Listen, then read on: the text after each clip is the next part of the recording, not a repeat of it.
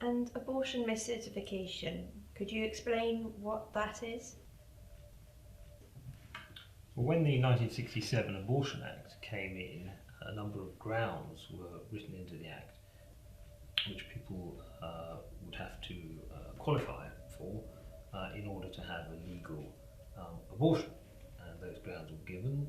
Many people thought the Abortion Act would be very restrictive. It turns out those grounds have been used and widened such that now, or abused and widened, such that now over 97% of abortions are carried out for purely social reasons. And the very thing that we were told at the time would not happen.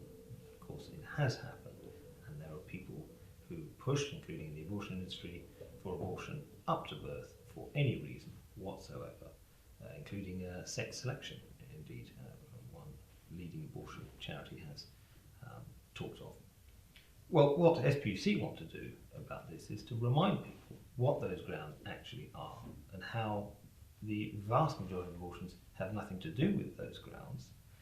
We're opposed, of course, to all abortions, whether on those grounds or other grounds, but what we think is, the extension of the term mental health to include any social reason whatsoever is something that shows up the fact that those who support abortion are very often contemptuous of the law in this area, that they have a very different agenda, they have a view about abortion which is, I think, not shared by very many people, but which has led to a situation which we now have in law where you can actually have certain circumstances an abortion up to birth.